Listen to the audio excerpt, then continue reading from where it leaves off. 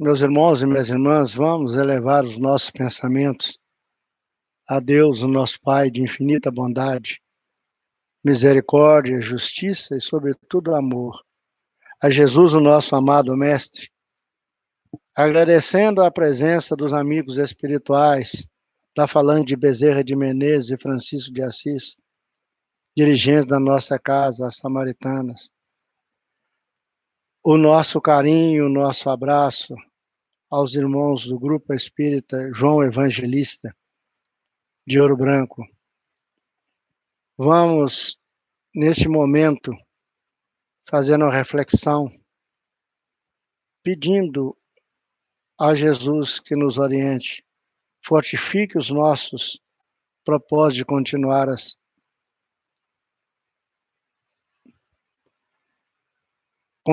o nosso trabalho. O nosso carinho, a nossa devoção à nossa mãe, a Virgem Santíssima Maria de Nazaré, que sob o teu manto de proteção, Senhora, possamos desenvolver o trabalho dessa noite. O tema nosso é cartas católicas, curas católicas em Mariana. Mas antes de entrar nesse tema, eu peço licença aos irmãos de Mariana para fazer uma pequena reflexão. O nosso planeta está aturdido, está cambaleante com os acontecimentos desses dias. De norte a sul, de leste a oeste. Eu volto meu pensamento neste momento à Palestina, quando aqueles homens e mulheres incultos, pobres, lutavam contra tudo e contra todos.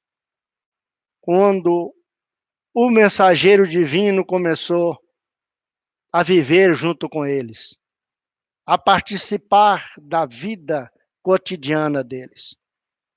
E em dado momento, ele prevê que estava chegando o momento derradeiro da separação.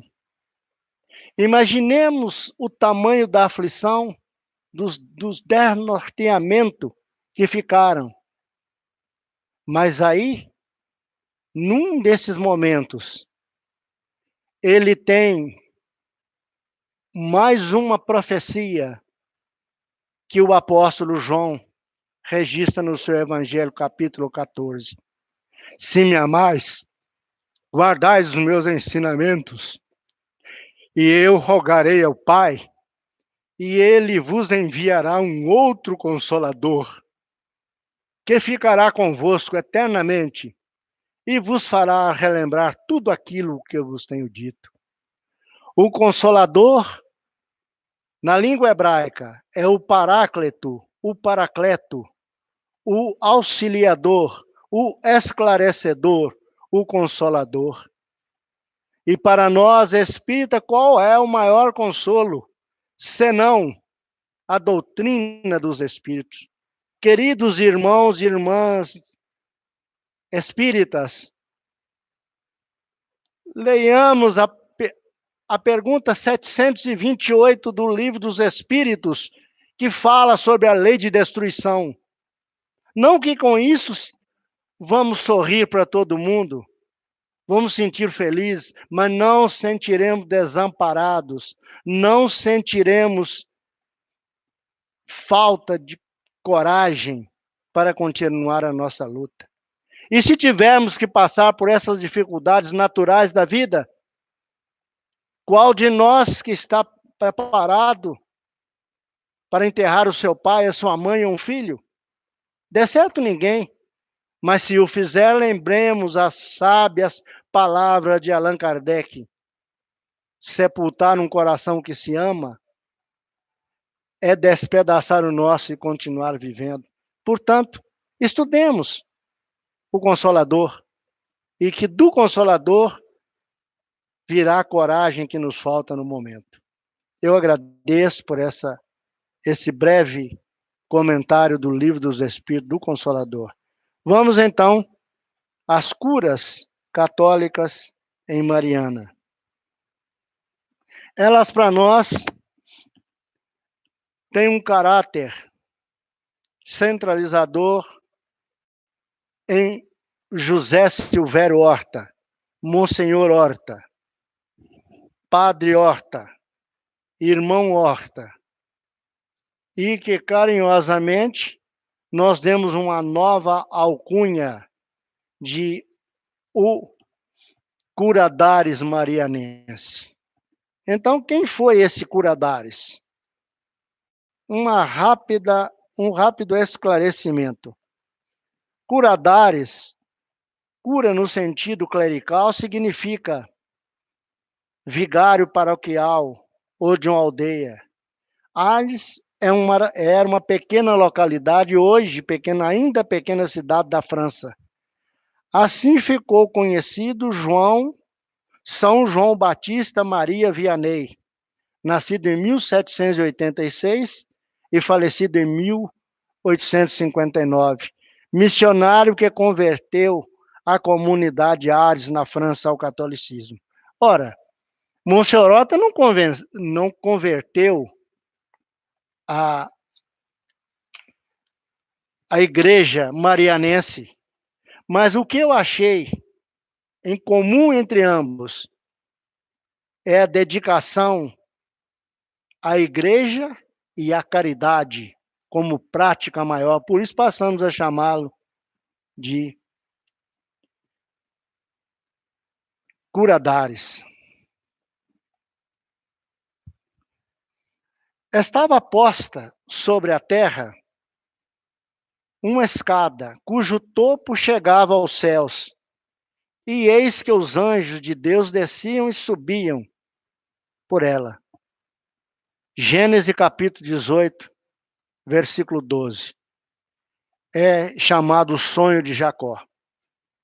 Às 10h15 do dia 20 de junho de 1859, no povoado de Gesteira, distrito de Barra Longa, município de Mariana, Minas Gerais, desceu do céu um anjo.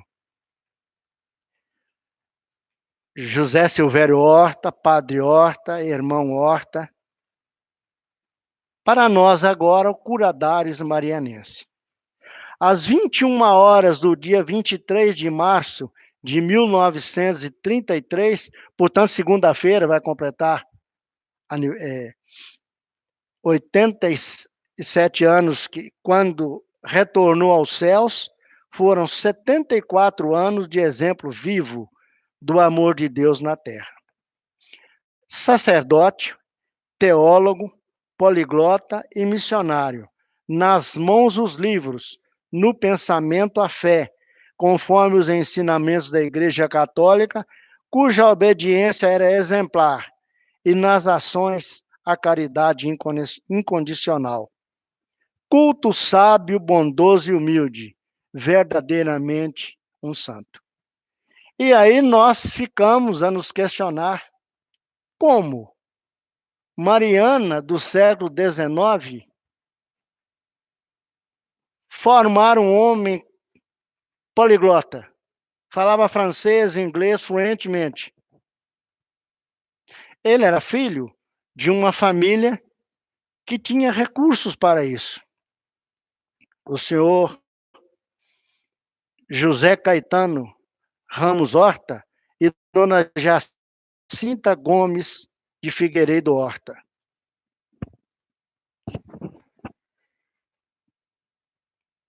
Teve 7 filhos esse casal. Eram irmãos de José Silvério Horta. Afonso, Carlos, Arthur, Maria, Antônio e Manuel. Seus pais tinham elevada formação para a época, estudaram em bons colégios, entre eles o Caraça, que era um dos melhores do Brasil. Mas o que mais nos chamou a atenção é que a família do senhor José Caetano e dona Jacinta foi estruturada no amor. Entre eles, no amor de Deus, extensível aos pais e aos 7 filhos. Vivia uma relação afetuosa, espiritualmente, forte para enfrentar quaisquer adversidades da vida, superando a maioria delas sem desânimo, mantinha uma sólida fé em Deus. Então vamos, tá aí a estrutura base da família, onde vem receber esse espírito de alta grandeza, esse espírito crístico.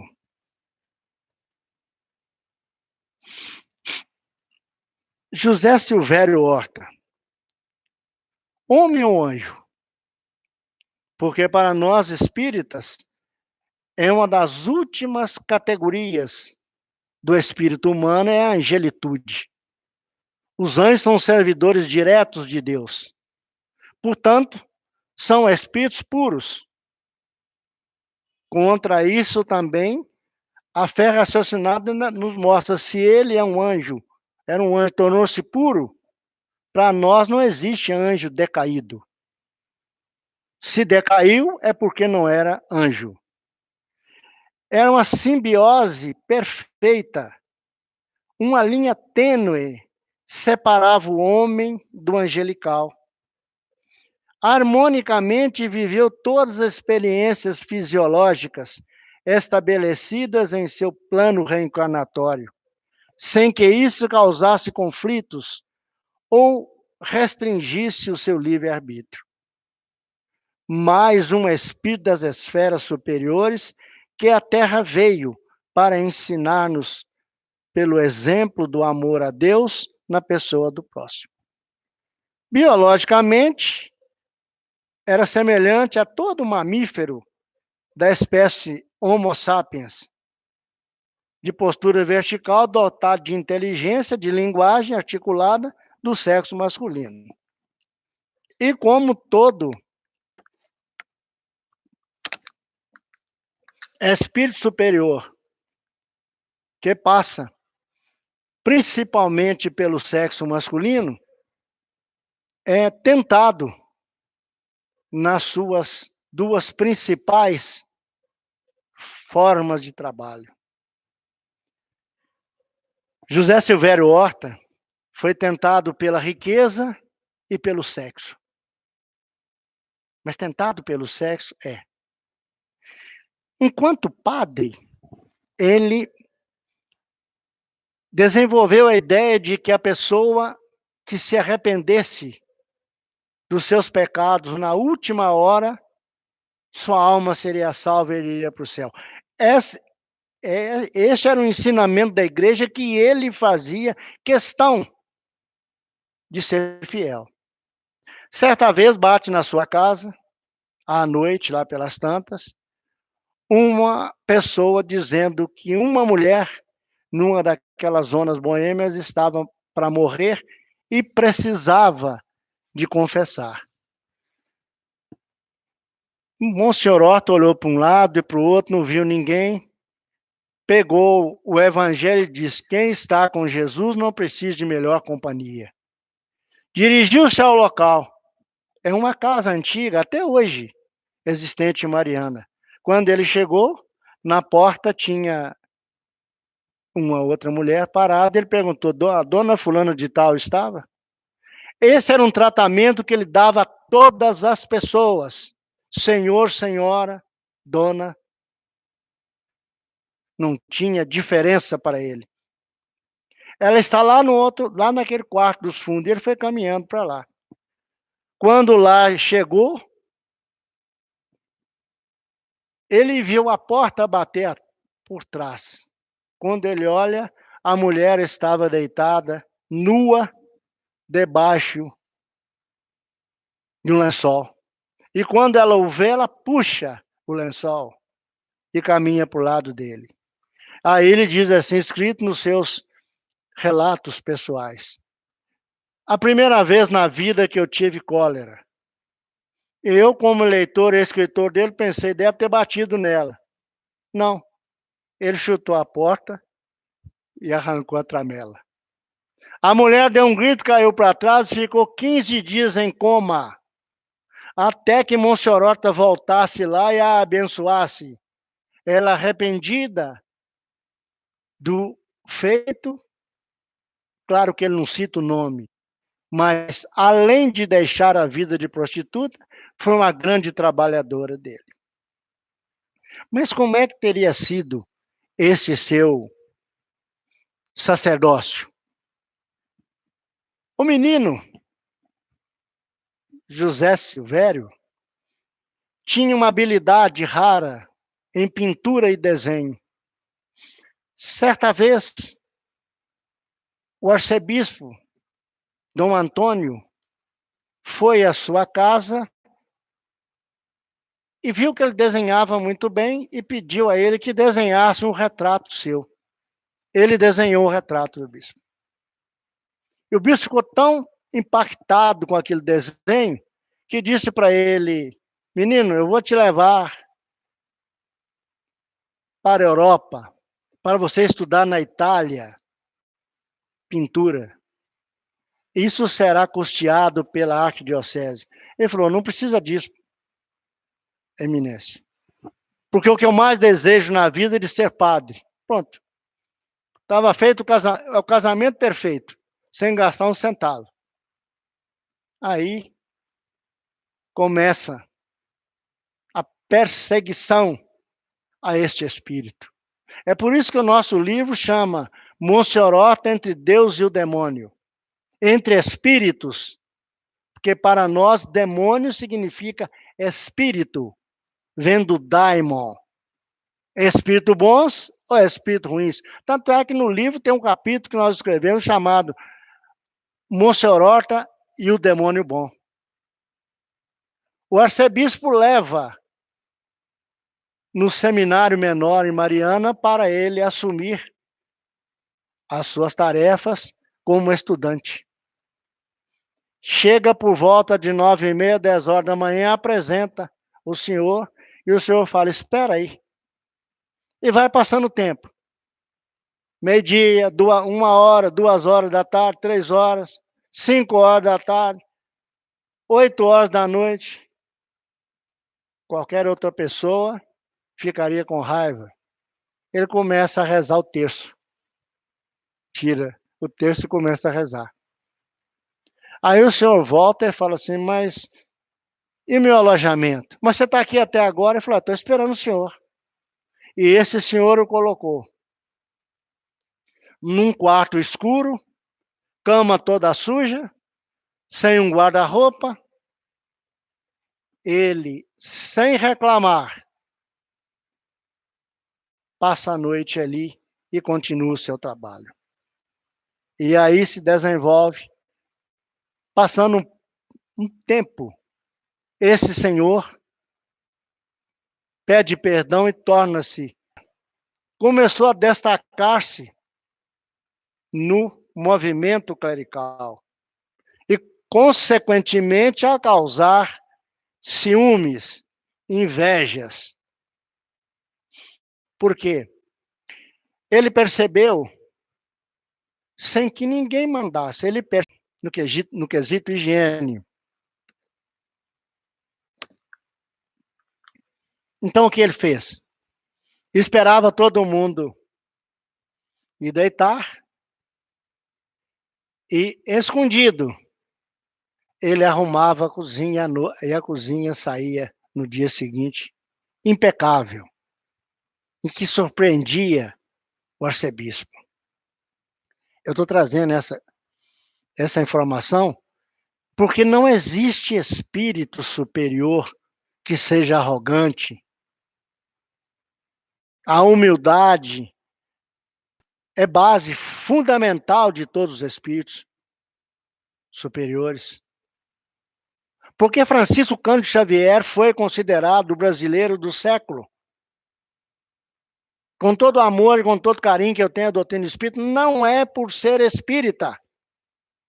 Porque o espiritismo levou a consciência desse espírito a tornar-se um anjo de caridade. E aí continuamos a vida dele. A obediência era a marca fundamental do seu caráter. E aqui me permitem dar a minha opinião. Obediência que, para ele, um homem culto daquela época, era uma obediência quase cega da igreja, que mantinha os seus dogmas, aquelas coisas absurdas, e ele a cumpria. Depois nós descobrimos, depois de escrever o livro sobre Monsenhor, nós descobrimos que é uma característica também dos grandes espíritos, não é contestar, é fazer, é produzir. Enquanto nós outros ficamos aí a reclamar, a revoltar, a fazer movimentos para que modifiquem a realidade da sociedade do dia para a noite. Ele não. Ele começou a fazer aquilo que podia ser feito. Vamos lá. Vamos caminhar mais um pouquinho na nossa conversa. Sua missão na Terra. Sua missão. Tem uma música, um hino a Monsenhor Horta, composto por Regina do Amaral Dias, com quem eu mantive e mantenho ainda uma boa relação, que ela começa dizendo o seguinte: sua vida a Deus pertenceu, e para Jesus ele se deu. De fato, era esta a sua grande tarefa, santificar-se e santificar os outros. Até mesmo, como falamos anteriormente, no momento derradeiro da vida de um homem ou de uma mulher, ele acreditava que era possível a pessoa conseguir a sua conversão.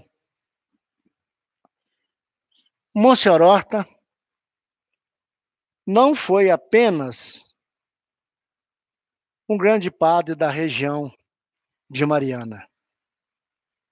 Poucos lugares reconheceram a sua grandeza, como o Conselheiro Lafayette é uma delas. O Conselheiro Lafayette tem uma escola tradicional, um colégio e ruas com o nome de Monsenhor Horta. Outros lugares, às vezes, me perguntam muito, por que Monsenhor Horta não é santo? A razão, meus irmãos e minhas irmãs, é simples. E eu não quero apontar à Igreja Católica, eu tenho o maior respeito, não pela sua política administrativa, não por isto.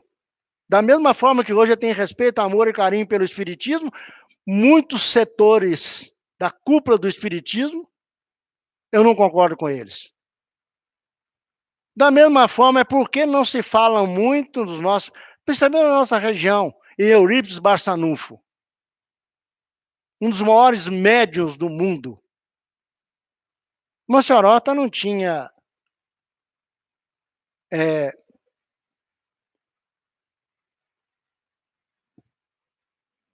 não tinha mídia, e tinha um ciúme terrível atrás dele. Por exemplo, vou contar para vocês um caso narrado por ele mesmo. No final do século XIX, em Mariana teve uma das maiores reuniões ou congressos católicos do mundo na época. O Papa mandou um representante. E aí, a organização desse congresso era o seguinte: era de bispo para cima. Bispo, arcebispo, cardeal, e que trouxesse o seu currículo. E o Dom Benevides, que a essa altura, Monsenhor Horta já era seu confessor, ele falou: Padre Horta, eu quero que você represente a Cúria de Mariana nesse congresso. Zé Horta ficou 3 dias sem dormir, sem alimentar direito, vendo a emoção, a sensação que era de representar Mariana, a arquidiocese de Mariana, junto a Roma, que naquele momento Mariana passou a ser a capital do catolicismo. Só que teve um procedimento, o Congresso. À medida que os clérigos iam chegando, um arcebispo fazia leitura, fulano de tal, arcebispo de tal lugar, assim, tantos anos e tal. E ele não tinha nada no seu currículo, ele estava começando até então. Foi chamando e percebeu que não ia ter mais ninguém para chamar. O que ele fez? Ele pegou o seu chapéu e a sua capa e dependurou numa parede lisa. O que fez o bispo dar um grito, gritar: Nossa Senhora, esse homem é um santo. Aí o cardeal percebeu, chamou: Vem cá, o que está acontecendo? Ele falou: Nada não, senhor. Ele estava falando que você fez um prodígio. Ele: Não, senhor, é ilusão dele. Eu não fiz prodígio nenhum. Para nós espíritas, estudando à luz do Consolador, isto é nada mais, nada menos que uma mediunidade de efeito físico. Ele plasmou com seu ectoplasma o, o lugar de pendurar a capa. Estou falando que outra pessoa podia falar isso, ir lá e se postar uma de muito bom para eles. A chegada do seminário foi muito dura, mas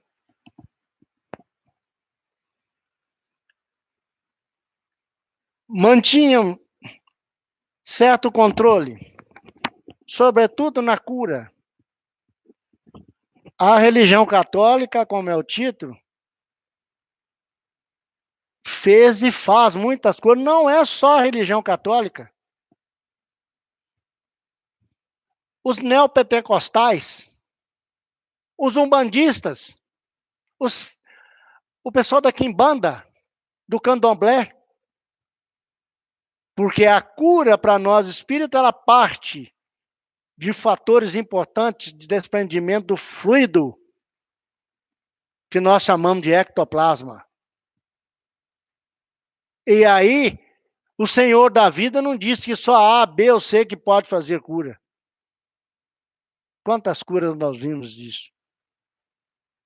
Então, só que o que ele fazia, por exemplo, igrejas lotadas de pessoas, ele chegava, dava uma bênção e as pessoas, várias delas, se recuperavam. Por quê? A doutrina espírita nos ensina que nem Jesus curou todo mundo. Porque a cura está na relação direta daquele que emite o fluido curador e daquele que recebe por merecimento. Então é por isso que às vezes o espiritismo é muito combatido. E não tem problema que continue a ser combatido. Então, José Silvério Horta fazia isso. No campo, por exemplo, do auxílio ao pobre, tem um assunto muito interessante que a gente selecionou para isso.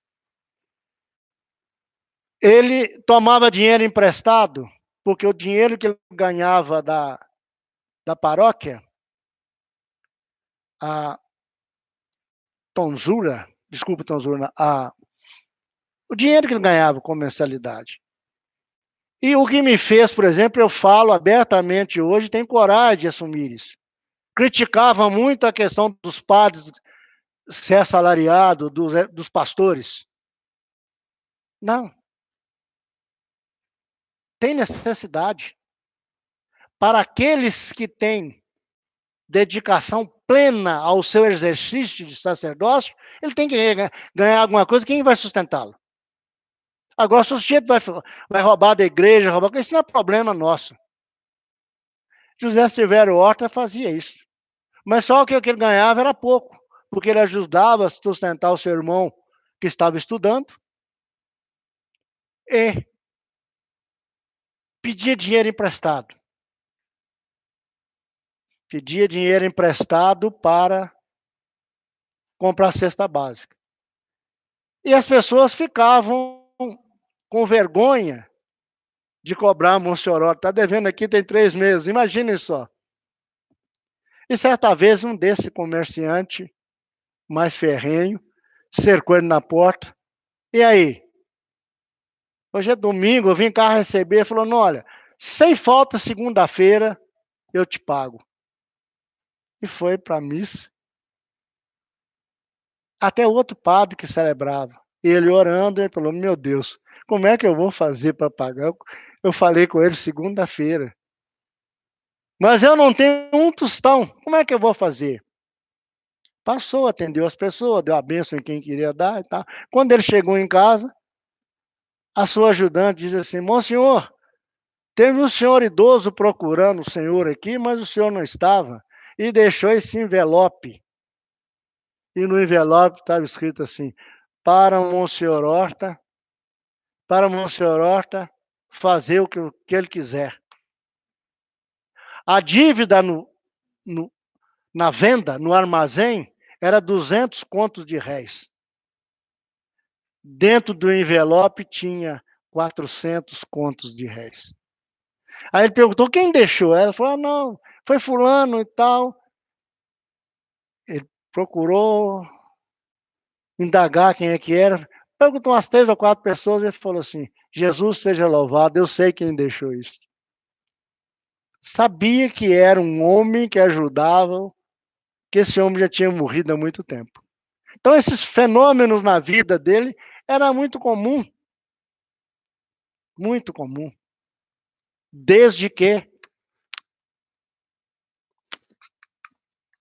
com 2 anos de idade, o menino Zé Horta estava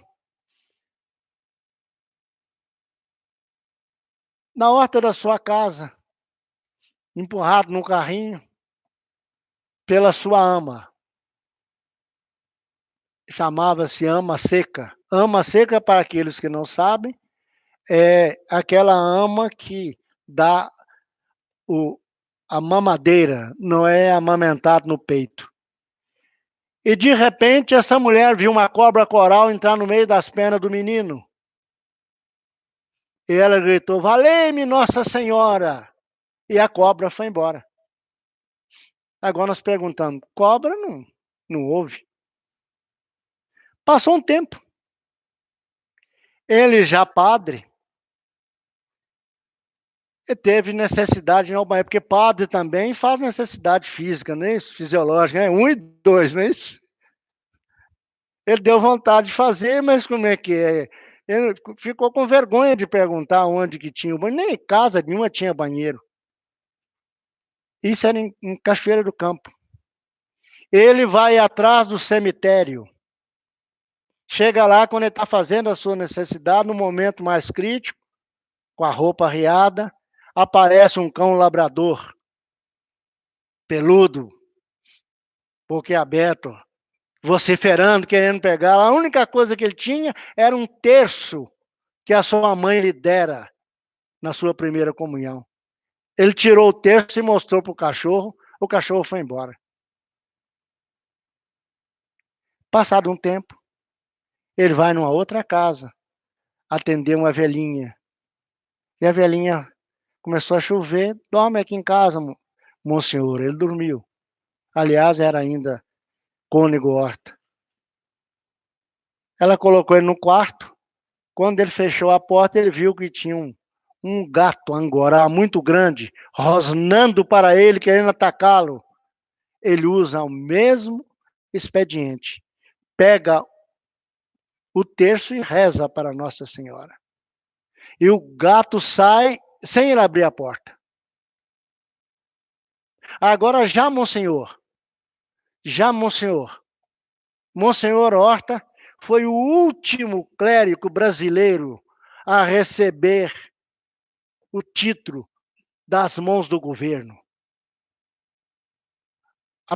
A princesa Isabel esteve em Mariana e ia fazer, dentro das suas festividades, dar-lhe o título. Ele não queria aceitar de jeito nenhum. Dom Benevides chamou e falou com ele: você já imaginou o problema que vai causar com a coroa portuguesa? E aí ele aceitou. Monsenhor Horta foi o último. Aí o Monsenhor Horta é chamado a fazer um exorcismo. Nós espíritas não usamos esse linguajar. Era expulsar o demônio, ou os espíritos inferiores que submetiam as pessoas sobre controle. Era em Barbacena. Imaginemos a distância de Mariana a Barbacena, a cavalo. Quando ele chega, Monsenhor Horta usou naquela oportunidade o mesmo procedimento que Jesus fez com os obsidiários de Gadara. Quem são vocês? E eles responderam: nós somos os espíritos, os demônios que perseguiam essas pessoas. Quando o Monsenhor Horta dirigiu aquela casa, chegou o senhor deitado, em estado lastimável, ele pergunta. Ele percebeu a presença do espírito inferior e perguntou: quem é você? Aí respondeu para ele: eu sou a cobra coral, eu sou o cachorro labrador. Ele falou: então eu sei com quem estou falando. E em nome de Jesus, retire desse corpo. Na mesma hora ele saiu. Então é este homem que mantinha. Vou contar um outro caso, que eu fico muito feliz de falar sobre ele, porque envolve diretamente a terra onde eu nasci, a terra das Pirangas. Monsenhor Horta saiu de Mariana para ir a Piranga. Hoje são 50 e poucos quilômetros, estrada de terra naquela época.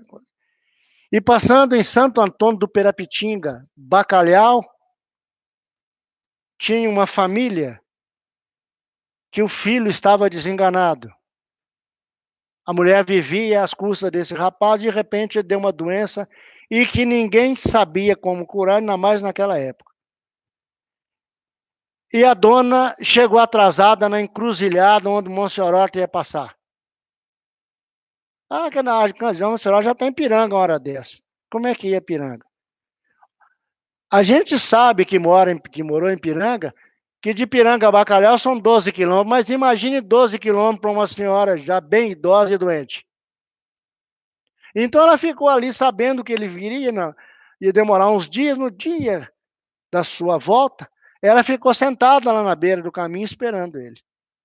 Ele chegou, tirou do bolso um frasco e falou: esta água a senhora vai misturar em outras águas, vai pôr um pouquinho em cada, e vai banhá-lo que dentro de pouco tempo ele vai melhorar. Pronto, foi embora, Monsenhor Horta. Passou, foi embora. Uma semana depois ele está na Feira Livre em Mariana. Quando ele vê um tropeiro muito animado, muito alegre, e vem e ajoelha aos seus pés. O senhor é um santo. Eu sou filho daquela dona que o senhor me salvou. Então a gente, mediante a tudo isto, mais ainda. A menina da língua grande. Estava ele próximo a Mariana, passagem de Mariana, quando apareceu lá uma família rica, com uma moça muito bonita e dizendo que a moça, em determinado momento, ficava desfigurada e que a sua língua crescia, vinha fora da boca e uns 50 centímetros ou mais. E aí o pai dela falou: vim trazer para o senhor, monsenhor, porque eu tenho certeza que o senhor vai curá-la. Aí ele relata isso. Quando o senhor falou isso, eu pensei assim: como que eu vou curar essa moça se eu não consigo curar nem a minha asma? Olha a humildade. E quando ele começou a conversar com ela, as entidades que estavam influenciadas fizeram com que a língua crescesse. Ele deu uma bênção, contornou a situação, mas não resolveu. Foi para casa muito triste, não conseguiu dormir. Lá pelas tantas da madrugada aparece para ele um homem que foi seu instrutor, um cardeal. Fala: Zé Horta, por que você está assim? Porque você fracassou? Não, eminência. É porque eu não sei o que acontece com ela. Ele falou com ele assim: você já viu isto sim. E esse caso que eu estou relatando está no livro Página e Contos, de João Nunes Maia, pela psicografia missionária de João Nunes Maia. Monsenhor relatou isso em 1983, 50 anos depois que tinha morrido. Já não tinha mais os grilhões da Igreja Católica que o impedia de falar sobre a reencarnação. E ele diz que conhecia a reencarnação desde jovem. Aí o cardeal falou com ele: vem cá, eu vou te mostrar um pouquinho. Isso no mundo espiritual do que essa mulher fez. Essa mulher serviu muito à nossa igreja na época da Inquisição. Ela fora um homem bravo, bravíssimo, que quando pegava as pessoas que não conseguiam confessar aquilo que eles queriam, colocava uma haste na sua língua, eles morriam com a língua para fora. Ela já nasceu uma vez, portanto, o senhor vai contornar o problema, não vai curá-lo. Monserrata voltou com mais energia, com mais força, só que conseguiu curá-la sim. Não totalmente, mas ela ficou num estado perfeitamente quase normal. Outro fato dos seus seguidores, dentre eles, um também que me dá muita honra de falar o nome dele. Hoje eu considero como um dos maiores piranguenses de todos os tempos. O cônego José Renato Peixoto Vidigal. Que eu só fui descobrir que esse homem é chamado naquela região de Mariana, Ouro Preto, Itabirito, como o santo de óculos. Eu me lembro dele ir a Piranga, porque ele era amigo da minha família e meu também. Ia com uma Kombi, e lá em Piranga só tem um homem que saía com ele. Porque ele distribuía tudo para os pobres, mas ninguém ficava sabendo, nem os pais dele ficavam sabendo.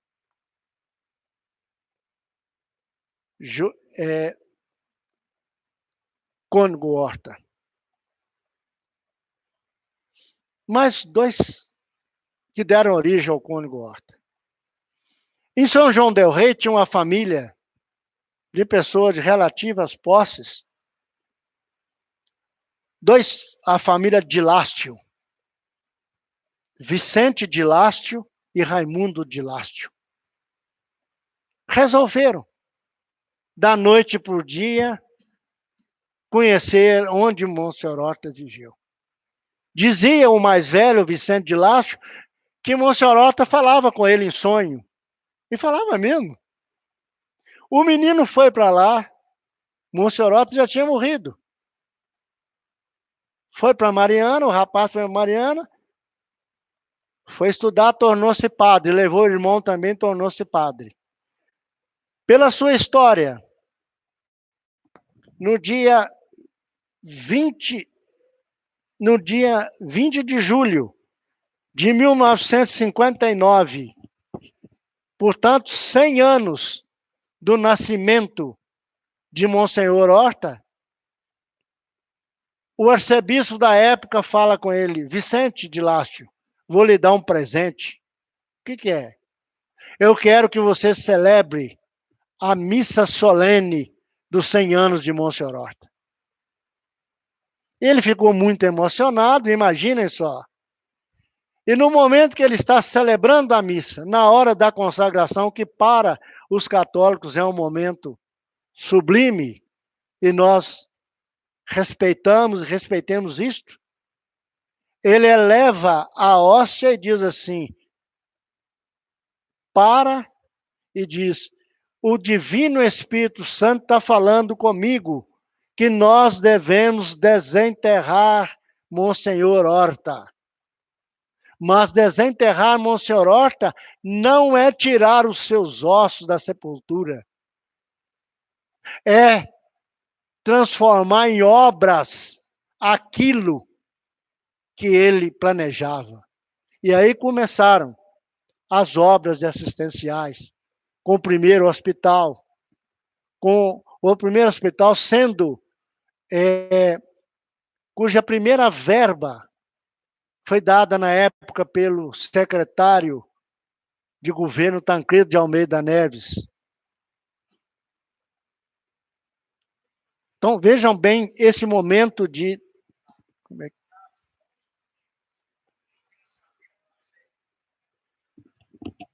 tanta importância. Vamos relatar rapidamente aqui as instituições.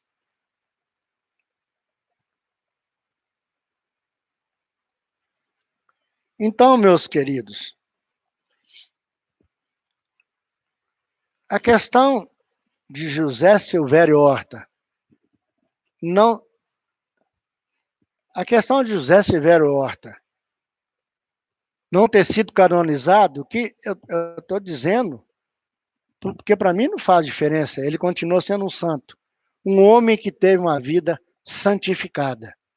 É por isso. Porque depende dos acordos que em todas as religiões possuem. A grande diferença nossa do Espiritismo é porque nós podemos fazer o Espiritismo segundo a cada casa espírita baseada em Kardec. Nós não dependemos de ordenamentos diferentes, a não ser que estejam dentro dos preceitos de Kardec. Como é que está aí?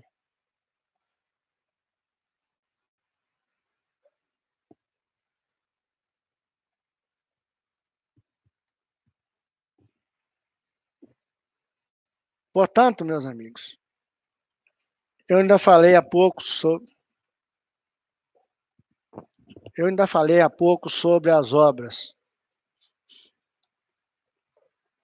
Dessa fala do dono de Lástio, Vicente de Lástio, nasceram Casa Promocional Tia Lica, fundada em 20 de junho de 1965. É interessante que essa casa Tia Lica, alimentação para os necessitados, hoje denominada Refeitório dos Pobres. O Grupo Espírita Amor e Luz de Mariana, até hoje ainda ajuda esse pessoal. Hospital Monsenhor Horta, Creche Casinha de Nazaré, Casa Jesus, Maria e José, Lar Comunitário Santa Maria, Centro Promocional Cônego Renato, Colégio Arquidiocesano, Colégio Arquidiocesano, Unidade 1 e Unidade 2. Portanto, a gente vê com clareza a importância desse homem na nossa região.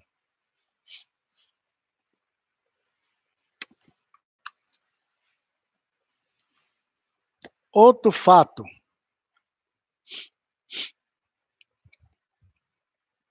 interessante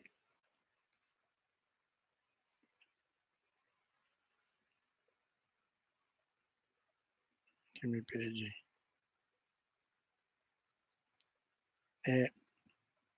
Interessante para mim, que eu tenho falado muito, que essas coisas acontecem,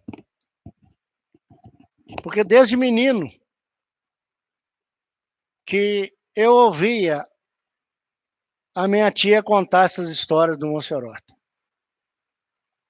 E quando me tornei espírita, passado alguns anos, o Livânio me deu de presente uma cópia dos manuscritos de Monsenhor Horta. E eu fiquei apaixonado por aquilo. Li, reli várias vezes e queria fazer alguma coisa a mais. Então, como espírita, eu analisei cada acontecimento e interpretei segundo a doutrina espírita.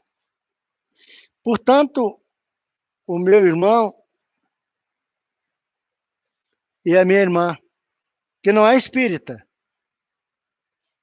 que quiserem ler o livro, não precisa concordar com aquilo que eu escrevi. Porque eu comentei em cima de fatos.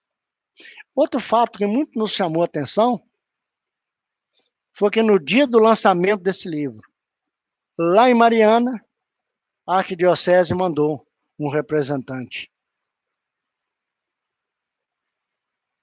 Compraram o livro, levaram. Pergunta se alguém quer. Nós já estamos caminhando para o final. Se alguém quiser fazer algum comentário, alguma pergunta. E, aliás, a fazer pergunta é a coisa mais fácil para a gente, né? Vocês vão perguntar o que vocês quiserem, eu só vou responder o que eu souber. Fiquem à vontade.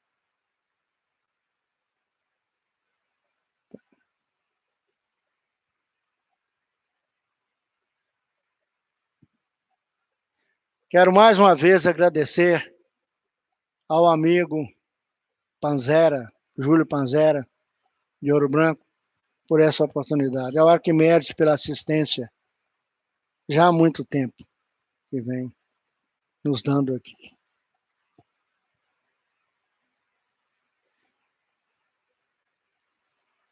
Agradecendo a Jesus, aos amigos espirituais.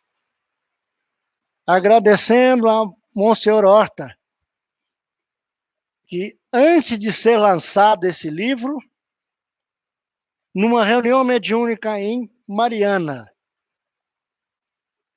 ele aprovou integralmente o que nós escrevemos. E digo para você, se ele censurasse alguma coisa, eu ia tirar, porque eu já não seria louco de bater de frente contra um espírito dessa grandeza.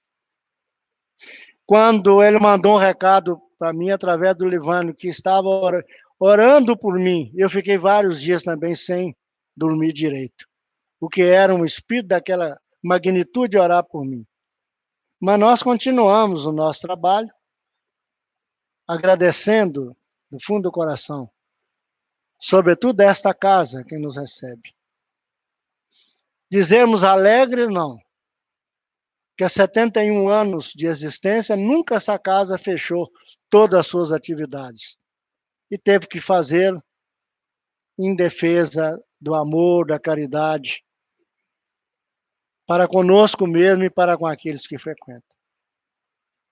Portanto, mais uma vez, convido aos irmãos espíritas a lerem o Livro dos Espíritos, questão 728, para serenizar um pouco mais os nossos corações. Que Jesus nos abençoe, nos dê muita paz, agora e sempre.